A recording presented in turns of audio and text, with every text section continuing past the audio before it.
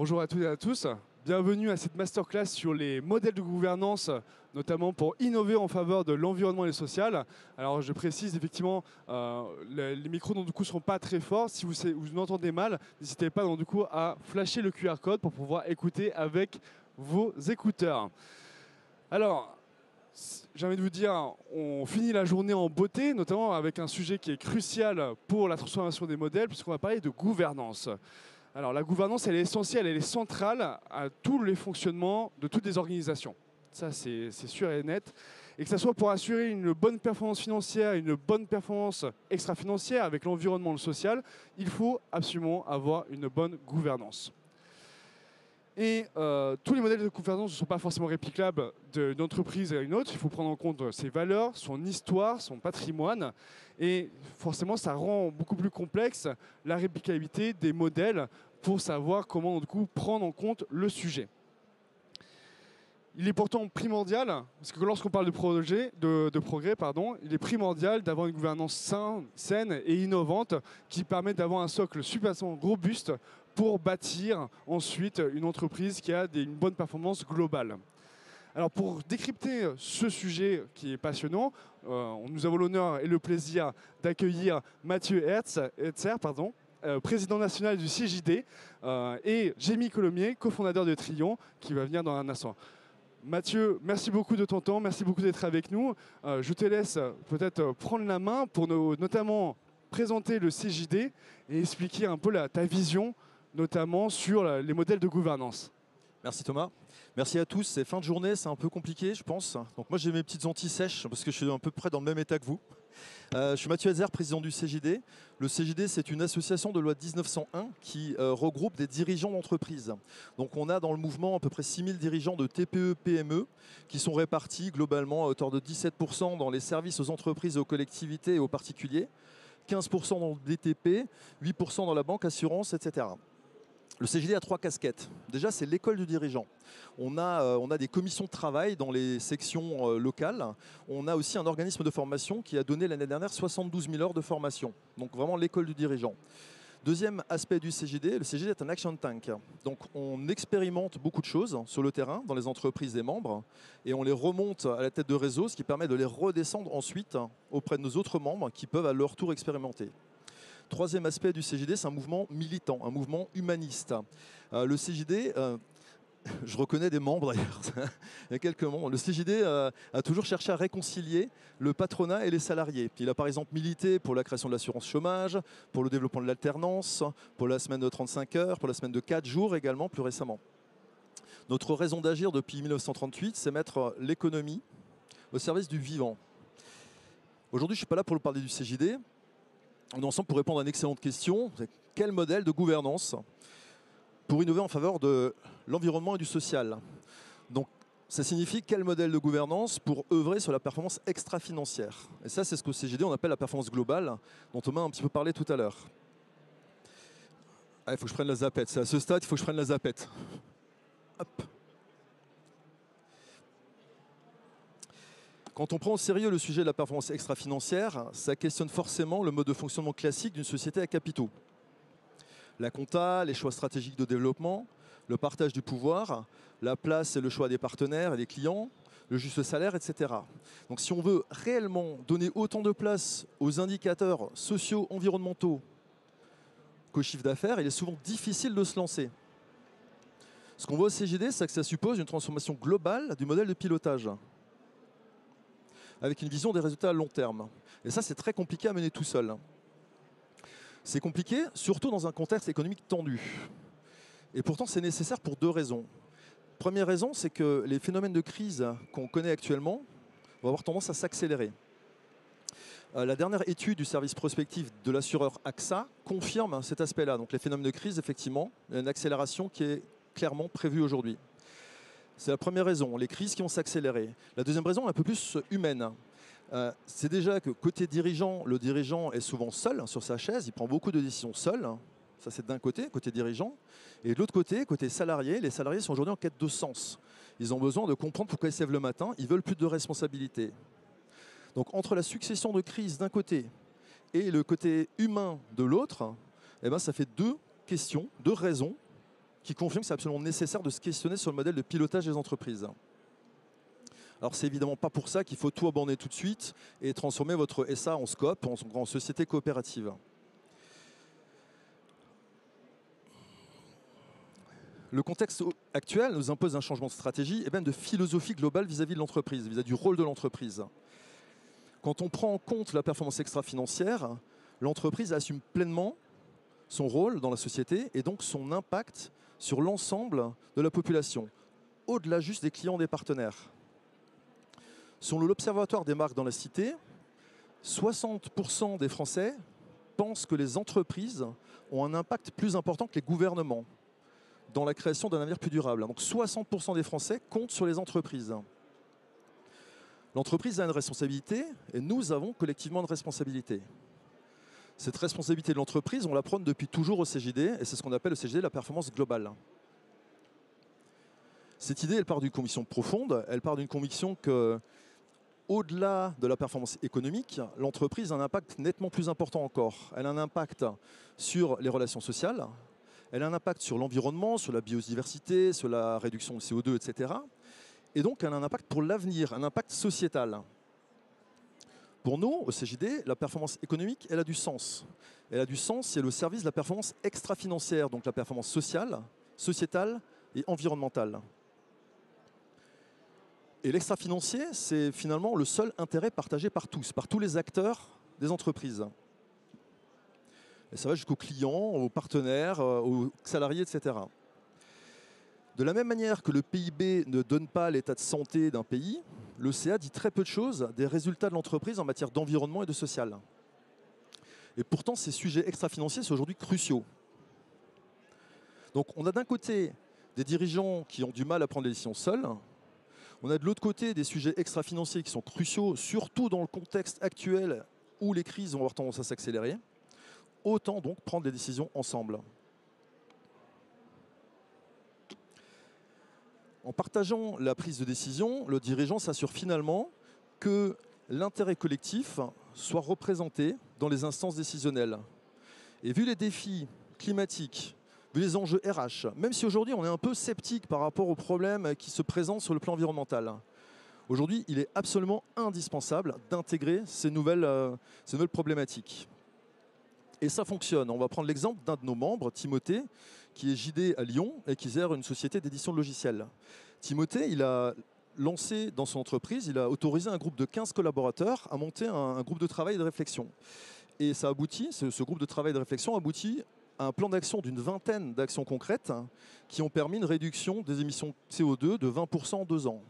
Donc ça confirme qu'en laissant une marge de manœuvre aux collaborateurs, ça permet à l'entreprise d'intégrer d'autres types de problématiques, partager la gouvernance pour aboutir à des résultats que peut-être il n'aurait pas eu sans cet aspect-là. Donc ce mode de gouvernance partagée répond aujourd'hui aux attentes de la société et notamment celles des jeunes générations, puisqu'aujourd'hui il y a un jeune sur 2 qui dit vouloir se lancer dans l'entrepreneuriat. Alors qu'est-ce que ça signifie? Ça signifie que globalement, ces jeunes qui veulent se lancer dans l'entrepreneuriat, ils ont envie de prendre part aux décisions stratégiques. Ils ont envie d'avoir un impact sur la réflexion sur ce qui se passe actuellement et surtout, ils veulent s'éloigner de l'idée qu'ils subissent leur destin. Au-delà de ça, selon un sondage interne au mouvement, on a 31% de nos membres qui ont... Pardon, nos membres ont noté que 31%, je vais reprendre, fin de journée, on a dans les entreprises du mouvement ayant mis en place le partage des décisions, sont 31% à noter une implication forte et très forte de la part de leurs salariés. Et c'est normal parce qu'une entreprise où la gouvernance est partagée permet vraiment de mettre les besoins réels de l'entreprise au cœur. Donc la question qui va se poser, c'est quel modèle de gouvernance mettre en place en faveur de l'environnement et du social? Il n'y a évidemment pas de réponse unique. L'idée aujourd'hui, c'était de vous partager 5 propositions qu'il va falloir ensuite challenger, adapter en fonction de besoins, de taille d'entreprise, etc. Les pistes que je vais aborder, les idées que je vais aborder sont issues de ce qu'on appelle les pépites au CJD. Donc les pépites, c'est quoi? Les pépites, j'en ai un petit peu parlé tout à l'heure. Les pépites, c'est des bonnes pratiques dans les entreprises JD, puisqu'encore une fois, l'expérimentation est au cœur de nos actions aujourd'hui.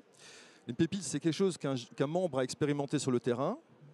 Il remonte sa bonne pratique, les difficultés, les opportunités, etc. C'est mis en forme et ensuite c'est retransmis aux autres membres du mouvement. Donc tout ce qui suit vient de ces pépites.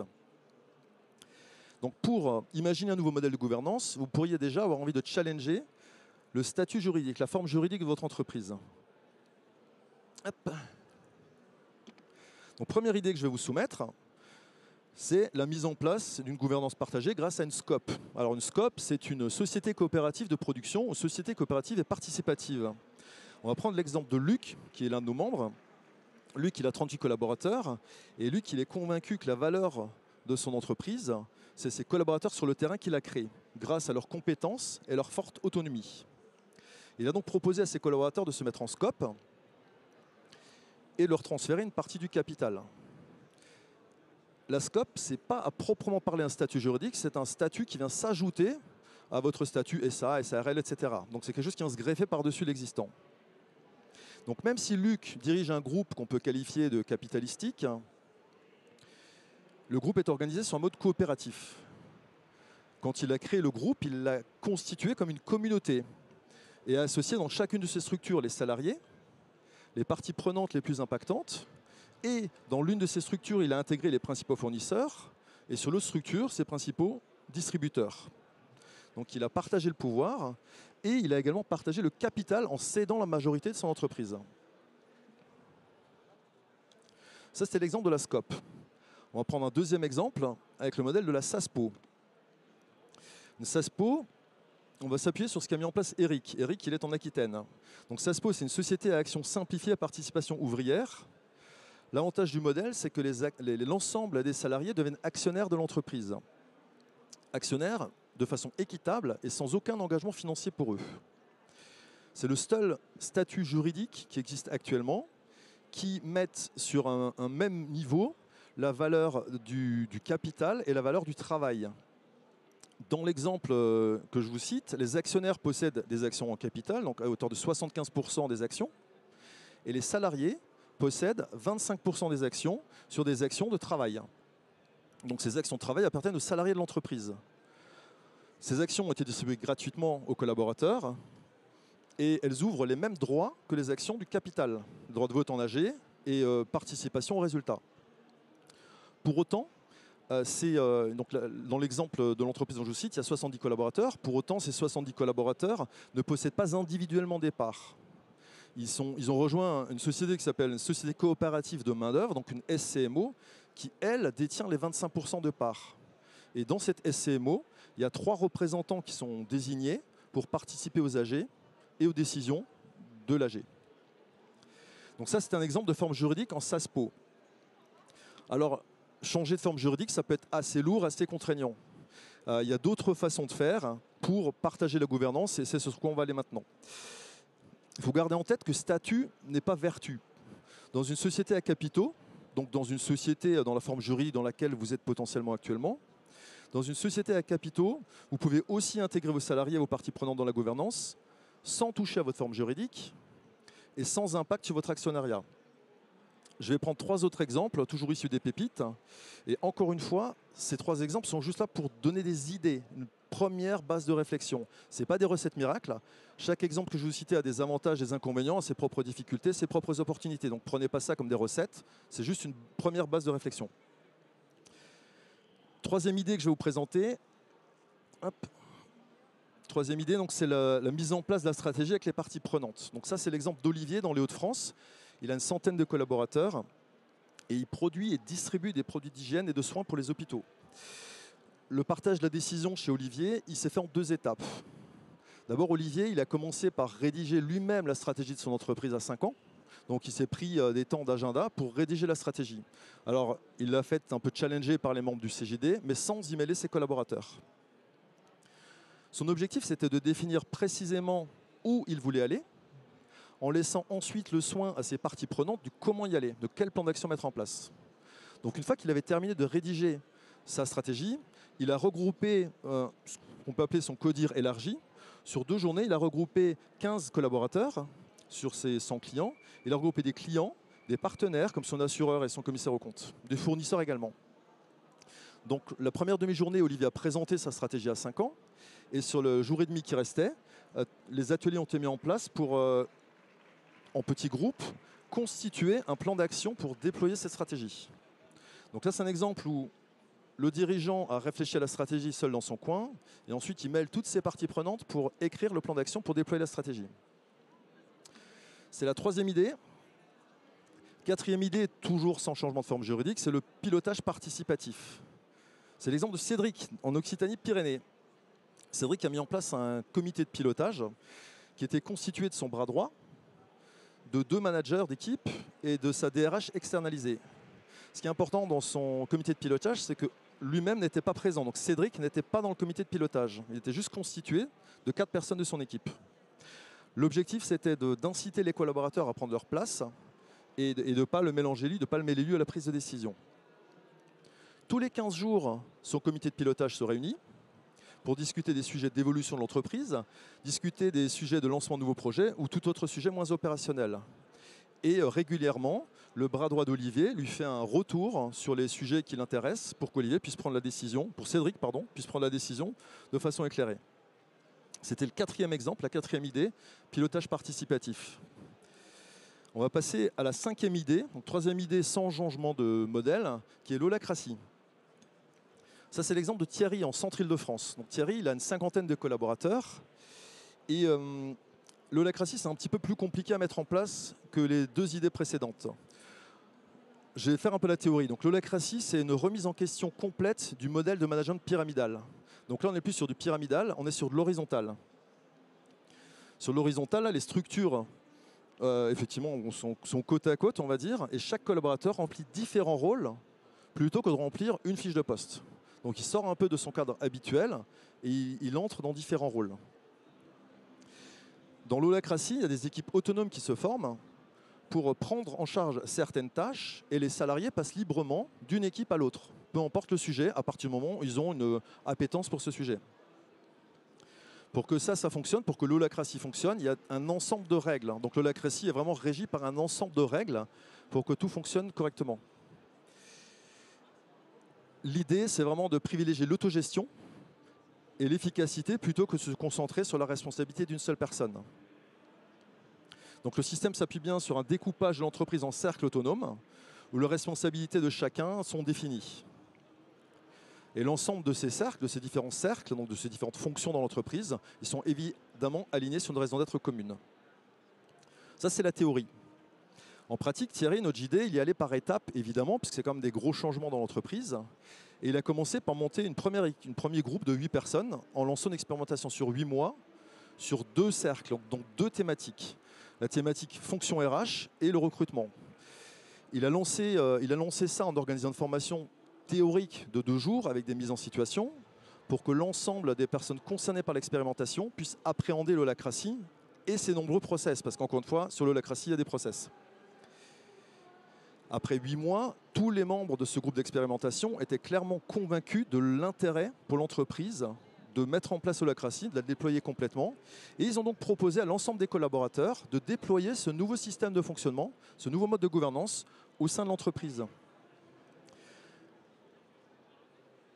L'important dans l'histoire, là, c'est que ce nouveau mode de gouvernance a été co-décidé par l'ensemble des collaborateurs. Et pas juste par un vote majoritaire, mais par un vote par consentement, une décision par consentement. Ça signifie, à l'issue des échanges, l'ensemble de l'équipe était convaincu de l'intérêt de mettre en place l'holacratie. Donc il a vraiment réussi à embarquer tout le monde avant de passer sur ce mode de gouvernance qui, encore une fois, change pas mal la donne. Pareil pour l'ensemble de l'équipe. Ils ont bien sûr été formés avant d'aller vers le système de l'holacratie.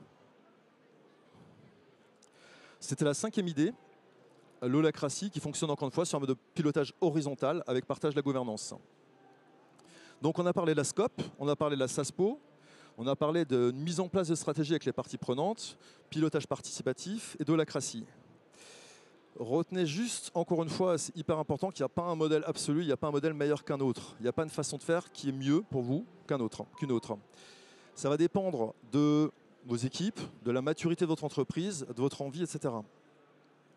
Ce qui est crucial avant d'imaginer un nouveau mode de fonctionnement, c'est d'accompagner le changement, parce que parfois il y a des changements qui sont complètement mineurs, qui peuvent être choquants pour les équipes. Dans un des exemples que je vous ai cités, le truc qui a posé un plus gros problème, c'est le fait d'enlever la pointeuse. les équipes ont été complètement déstabilisées au moment où la pointeuse a été retirée. Pourtant, ça peut paraître complètement anodin. Donc, gardez en tête que vos équipes ne sont pas forcément aussi matures que vous sur le changement. Donc, pensez à accompagner le changement. Faites-le progressivement, ce changement de mode de gouvernance, et surtout intégrez aux parties prenantes dans la réflexion. Il y a encore évidemment beaucoup d'autres façons de faire, comme l'entreprise libérée par exemple, dont on aura peut-être l'occasion de parler tout à l'heure. Et en attendant la session de questions-réponses, je vais laisser la parole à Jimmy, qui va nous parler de son cas. Merci.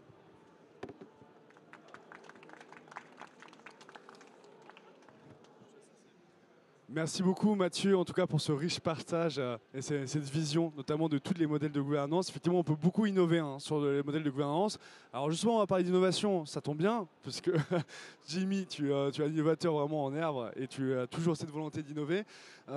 Tu vas pouvoir nous expliquer un petit peu aussi qu'est-ce que Trion, une entreprise que tu as cofondée, et comment du coup tu as fait tes choix en matière de modèles de gouvernance, comment tu as continué justement de les challenger et de les transformer au fur et à mesure.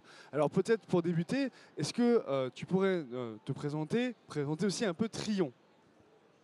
Oui, bien sûr. Si vous m'entendez bien, bonsoir à tous. Merci d'être là. Moi, Jimmy Colomiès, je suis un des cofondateurs de Trion, qu'on a monté avec mon associé Sébastien Gacougnol il y a un peu plus de 10 ans maintenant. Donc ça remonte un peu. Et qu'est-ce qu'on fait chez Trion? On s'intéresse aux biodéchets alimentaires. Donc c'est votre peau de banane, par exemple, ce qui va rester et qui n'est pas consommé de vos produits alimentaires. Et aujourd'hui, cette peau de banane, malheureusement, elle est mise dans la poubelle d'ordures ménagères classique et elle fait des centaines de kilomètres pour être détruite par incinération ou enfouissement. Donc malheureusement, on va consommer de l'énergie, générer du trafic et détruire une matière organique qui aurait dû être restituée aux espaces agricoles. Il y a pourtant des solutions qui existent. Le compostage, par exemple, que tout le monde connaît, j'imagine, et qui consiste à valoriser cette matière organique pour pouvoir, au contraire, la restituer aux espaces agricoles, ou en tout cas au sol, et valoriser cette matière-là. Nous, chez Trion, donc, on s'est basé plutôt sur de la méthanisation. Donc la méthanisation, c'est le même principe que le compost, mais amélioré, si je peux dire. Et donc ça consiste en valoriser ces biodéchets alimentaires, pas uniquement en matière organique, mais également en captant le carbone qui est contenu dans le déchet pour en faire de l'énergie renouvelable. Donc c'est ce qu'on fait aujourd'hui, et notre choix, notre innovation, finalement, ça a été de le faire à petite échelle. Et ça, en fait, l'intérêt, c'est effectivement de pouvoir se mettre au plus proche des zones de production, donc au plus proche des zones urbaines, avec des petites unités qui vont mécaniquement nécessiter de rayonner sur des petites distances. Et donc on vient mailler le territoire pour réduire la logistique de collecte et favoriser finalement cette collecte, notamment avec de la mobilité douce par exemple, qui permet justement de réduire son coût et son impact. Ça fait 10 ans qu'on existe, on a déployé une première unité dans les Yvelines et l'objectif maintenant c'est de se déployer un peu partout en France, voire en Europe. Super. Pour résumer.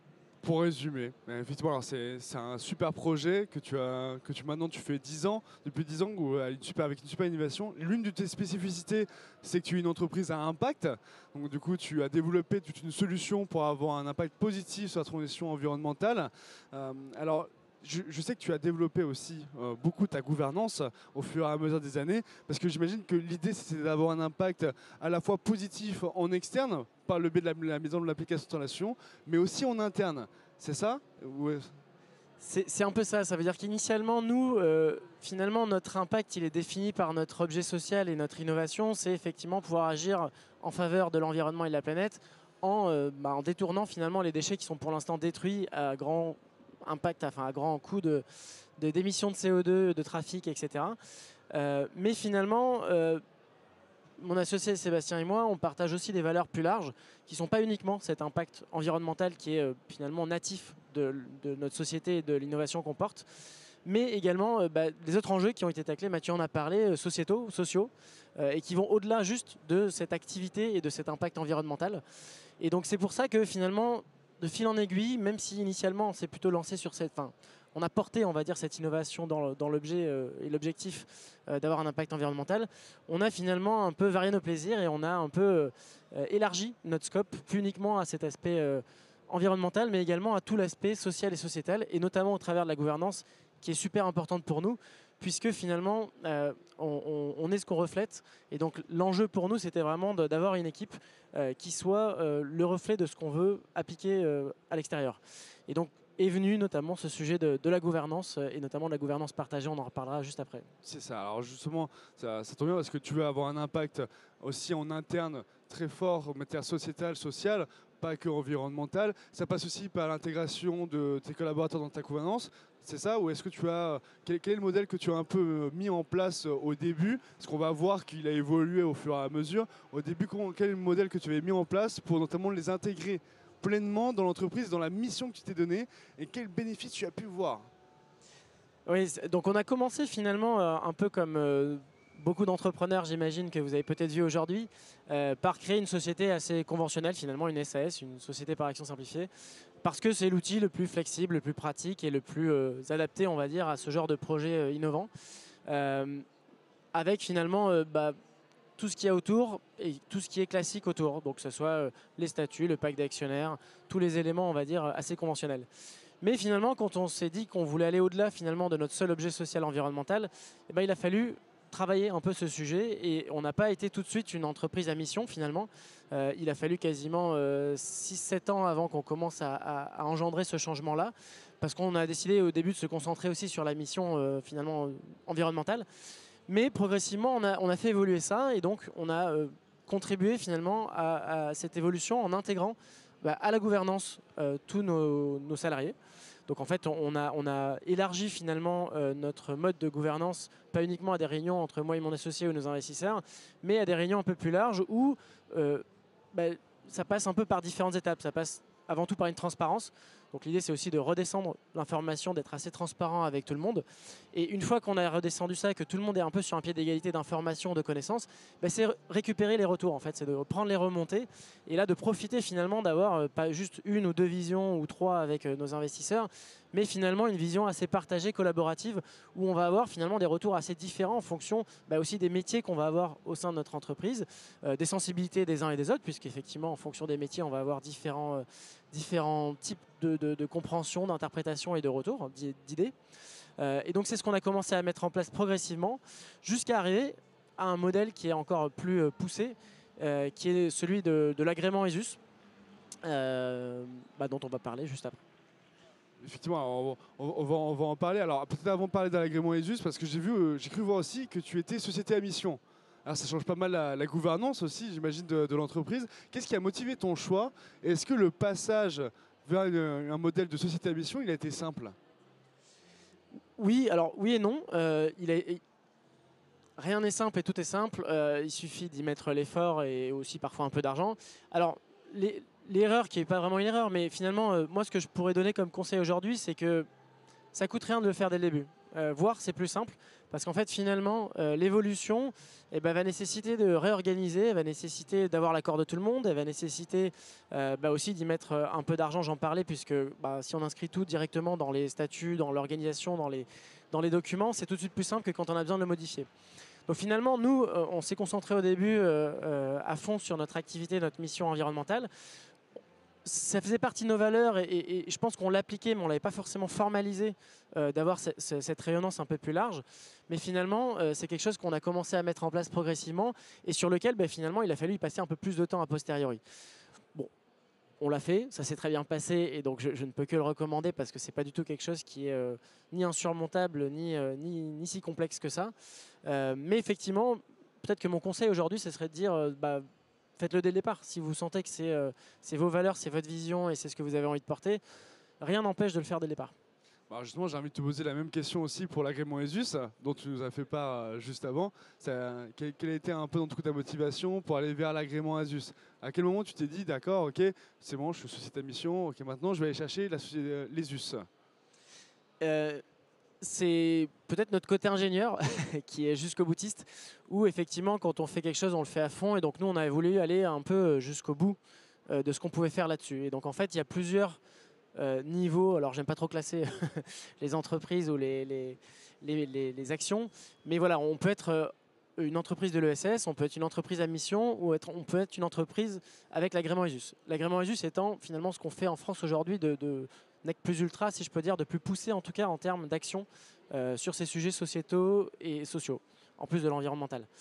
Donc nous, ça a été un enjeu d'aller jusqu'au bout de la démarche parce que, comme je le disais, finalement, on avait déjà cet aspect environnemental qui aurait presque pu nous suffire à être société à mission, mais on voulait aller au-delà et on voulait justement accentuer l'action qu'on avait sur les autres aspects. l'aspect social, l'aspect sociétal.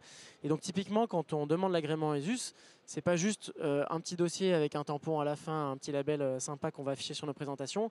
C'est beaucoup plus engageant que ça. L'agrément ESUS, par exemple, c'est intégré dans les statuts que à minimum 50% du résultat doit être attribué non pas à des dividendes, mais à du réinvestissement dans l'entreprise, dans les collaborateurs, les formations, etc. Donc ça veut dire qu'aujourd'hui, nous, on s'est engagé à limiter à minimum à moins de 50% nos dividendes. Ça peut être 0% en l'occurrence sur les années où on souhaite tout réinvestir dans le développement de la société.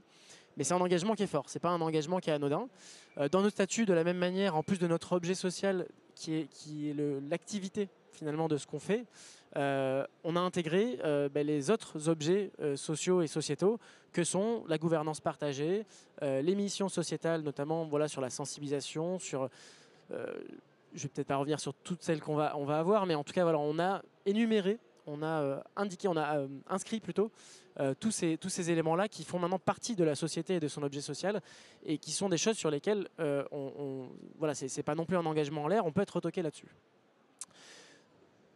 Voilà. Autre question. Non, autrement, donc ça c'est un premier aspect. Il y en a d'autres. Donc la gouvernance partagée qui est quand même le thème d'aujourd'hui. Et donc là l'idée c'est qu'effectivement on vient formaliser ce qu'on faisait peut-être nous déjà par ailleurs de manière informelle. Donc voilà, cette transparence, comme je disais, cette communication, on va dire, descendante et remontante, et ce partage finalement des décisions et de la gouvernance.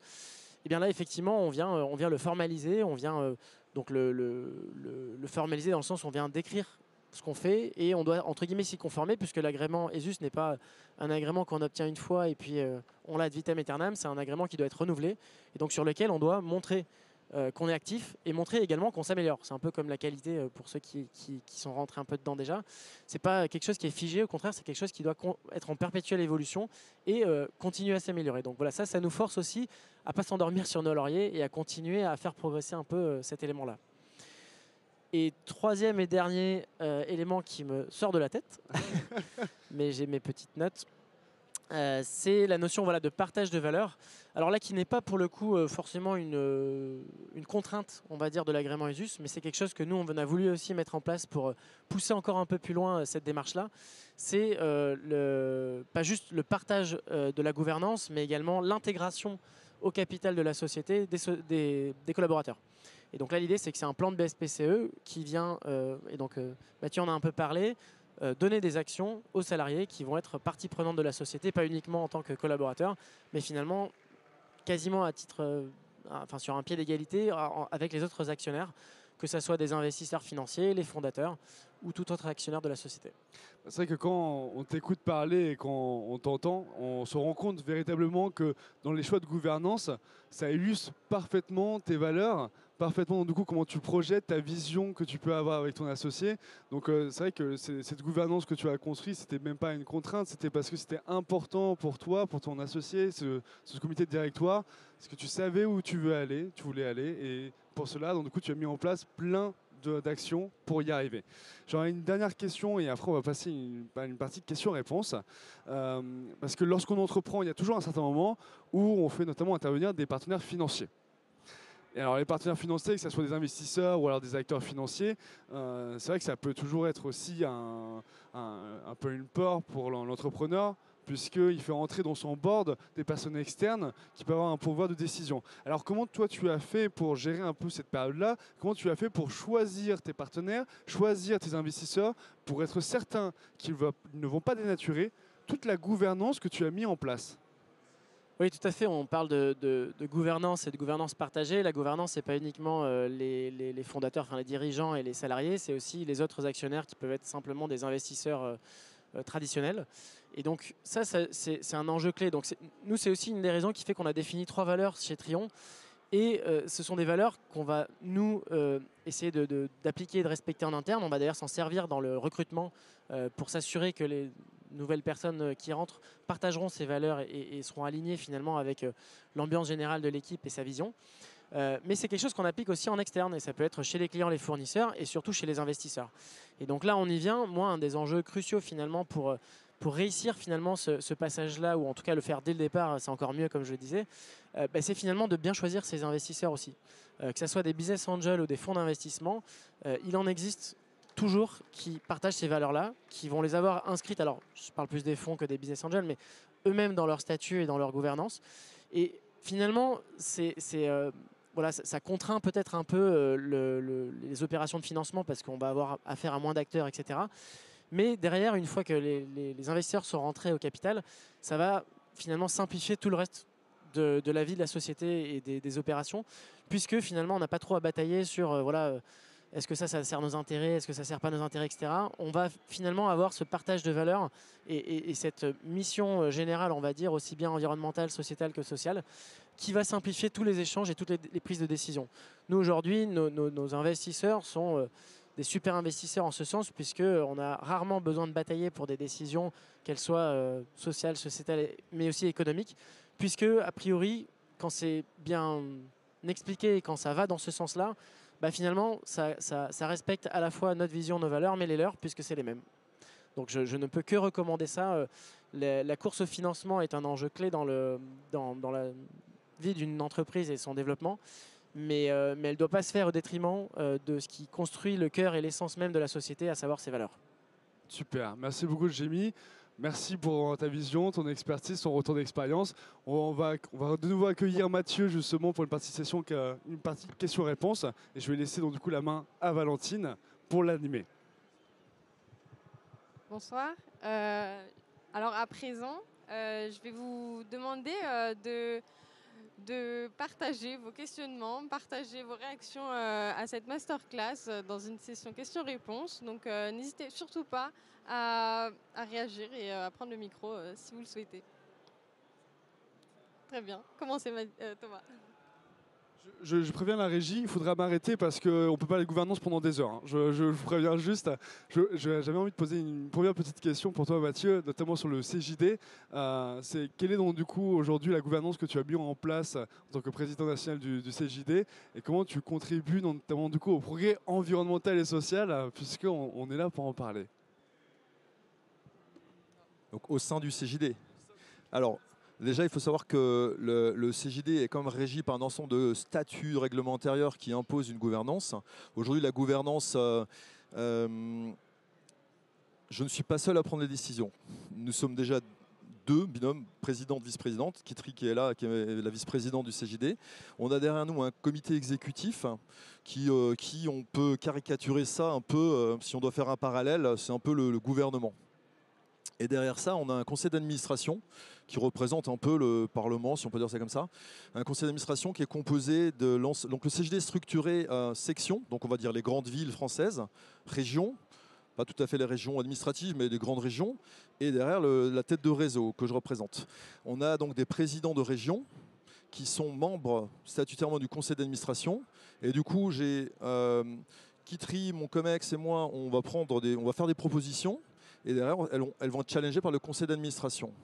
Et soit c'est des décisions qu'on prend au sein du conseil d'administration, donc on va dire à 25-27 personnes, soit selon les statuts, on peut être amené à activer d'autres organes de gouvernance. On a un organe qui s'appelle le Comité national de direction, qui lui représente à peu près 140 personnes, voilà, selon le niveau d'implication des décisions. Donc ce qui est certain, c'est que je ne prends jamais de décision seule, nous ne prenons jamais de décision seule. Elles sont toujours, alors selon bien sûr l'importance des décisions, mais globalement les décisions sont toujours challengées par, on va dire, entre 30 et 140 personnes. Et pour ça, on a différents systèmes de fonctionnement. On n'a pas eu le temps d'en parler tout à l'heure, c'était assez rapide. Je pense qu'il est très très important, si vous voulez changer votre mode de gouvernance et impliquer vos équipes, ce qui va être crucial, ça va être comment vous faites émerger les idées. Aujourd'hui, je pense que le plus important, si vous voulez changer votre mode de gouvernance, c'est de vous former sur des outils, par exemple des méthodes d'intelligence collective. C'est pas juste on se met autour d'une table, on fait un brainstorming en regardant un tuto YouTube. Ça nécessite, à mon sens, de vous former sérieusement parce que selon les besoins que vous avez, selon les décisions que vous avez à prendre, ça va nécessiter d'activer différents types de méthodes pour prendre la décision. Je vous ai parlé tout à l'heure de la décision par consentement, où à la fin, tout le monde doit être d'accord sur la décision. S'il y a quelqu'un sur les 140 qui dit non, alors on ne le fait pas à 140. S'il y a quelqu'un sur le groupe qui dit non, la décision n'est pas prise. On re-challenge, on redébat, jusqu'à ce qu'on soit tous d'accord. Donc c'est un mode de décision qui est hyper sensible, hyper compliqué, par contre qui est hyper puissant. Et là, il y a intérêt à être formé. Il y a des modes d'idéation, de décision qui sont beaucoup plus simples et souples. Et c'est nécessaire d'être formé à ces outils. Donc aujourd'hui, on utilise au sein du CJD, donc encore une fois, on a quand même un gros pan formation. Et au sein du CJD, on utilise évidemment les outils qu'on donne en formation. Donc on fait beaucoup d'intelligence, beaucoup d'intelligence collective. Très bien, merci. Avez-vous d'autres questions pour nos intervenants? Très bien. Bonjour, je suis Vadana Keo, je suis fondatrice d'un réseau international de la société civile. On est implanté sur 40 pays et nous faisons des délégations. Et lors de nos délégations, en fait, on fait la promotion d'industriels et on propose à ces industriels de travailler avec des associations locales pour justement avoir le volet environnemental et social. Est-ce que vous faites dans votre gouvernance ce genre de mécanisme? De mécanisme d'implantation, de mise en relation d'entreprises avec des associations locales. Alors nous, on travaille vraiment sur le dirigeant lui-même, pas sur l'entreprise du dirigeant, même si bien sûr il y a des conséquences. C'est une forme de gouvernance, puisqu'il va y avoir une prise de décision à l'intérieur de cette gouvernance, mais c'est plus véritablement des acteurs qui vont rentrer à l'intérieur, ce sont des acteurs existants localement. D'accord, donc c'est les associations qui deviennent partie prenante de l'entreprise, partenaire. Exactement, partenaire. Et donc votre question, c'est est-ce qu'on fait ça au sein du CJD? Alors le CJD lui-même, non, mais les membres du mouvement, donc les 6000 dirigeants membres, c'est vraisemblable que certains aient intégré dans leur partie prenante des associations. C'est très probable, effectivement. De notre côté, on travaille main dans la main avec beaucoup d'associations, puisque pour chaque implantation, il y a des sujets d'acceptabilité. Donc on ne peut pas arriver comme des fleurs et dire voilà, on va installer une unité industrielle, même si elle a vocation environnementale, sociétale. Donc effectivement, on va faire des concertations, on va rencontrer les élus, les riverains et surtout les associations. Et donc on travaille main dans la main avec des associations qui sont nos meilleurs alliés en fait, pour justement réussir ce déploiement-là. Pour autant, on n'a pas encore mis en place ce genre de format-là, mais qui peut être intéressant à challenger. Je serais ravie d'en discuter avec vous, parce que je pense que c'est une forme qu'il faut qu'on déploie un peu plus, parce que ça permet d'aider les associations, et il y a beaucoup d'associations. Donc pour moi, c'est une nouvelle grille de lecture de l'intelligence économique. Avec plaisir. Et effectivement, quand on parle du pan sociétal, on est en plein dedans. Intégrer le tissu associatif local sur des prises de décision, on est en plein sur ces sujets-là, oui. Tout à fait. OK. On peut en discuter tout à l'heure. Ça y est, il est l'heure de la fin de... Ah, une dernière question, très bien. Excusez-moi, ça m'a fait penser à une chose, c'est parce qu'on a beaucoup d'interculturalité au niveau des niveaux de gouvernance. Je vais vous raconter une anecdote qui est assez simple. C'était un patron de TI qui commençait donc du coup à travailler avec une entreprise italienne. Et la collaboration a totalement capoté à cause des modèles de gouvernance. Alors c'était à cause de l'interculturalité. Alors pourquoi? La raison peut paraître stupide, mais hyper intéressante. C'est juste que lui, en tant que président de son groupe, il souhaitait donc du coup, il a commencé à avoir des réunions de travail avec le président du groupe qui était en Italie. Sauf qu'il faut savoir une chose, c'est qu'en Italie, le président d'une entreprise n'a aucun pouvoir décisionnel. Il a juste un rôle de représentant et c'est le directeur général avec qui justement on doit traiter normalement. Et c'est juste pour des raisons d'interculturalité que ça avait capoté, ces collaborations avaient capoté. Là, la question que j'avais envie de vous poser pour un peu clôturer à vous deux, c'est à partir de vos expériences passées, est-ce qu'on le voit aussi, ce phénomène du coup, de localité de modèles de gouvernance à travers la France, ou est-ce que donc, du coup, on le retrouve plutôt à des niveaux nationaux lorsqu'on a des entreprises françaises et allemandes ou des groupes multinationaux? Donc, est-ce que là, tu parles juste de la France, les différences de gouvernance sur le territoire français? Okay. Alors, chaque territoire a sa propre histoire, son propre mode de fonctionnement. Donc oui, bien sûr qu'on aura différents modes de gouvernance en fonction du territoire. on le vit dans le mouvement. On est un mouvement, encore une fois, structuré avec 125 associations locales. Les règles sont écrites noir sur blanc et pourtant chaque association locale adapte sa gouvernance à sa sauce. Et bien sûr, ça se vit aussi au niveau international puisqu'on a aussi, des membres à l'international et on vit exactement la même chose avec en plus le côté interculturel dont tu as parlé qui ajoute une couche de challenge au sujet. Nous, c'est directement et indirectement le cœur même de notre modèle économique et de notre positionnement, c'est qu'effectivement, on va créer des petites unités un peu partout en France pour mailler le territoire et décentraliser finalement la gestion du biodéchet, mais aussi la production d'énergie renouvelable et de fertilisants organiques, puisque c'est les deux ressources qu'on va produire derrière.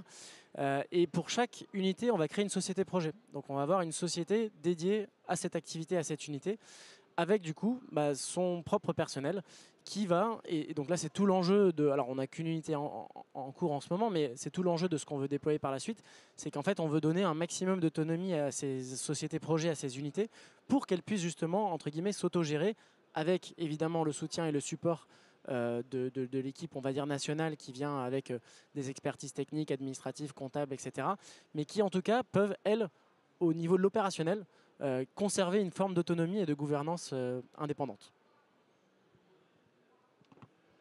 Très bien. Merci beaucoup à nos intervenants et merci beaucoup d'avoir, à vous, le public, d'avoir suivi cette masterclass.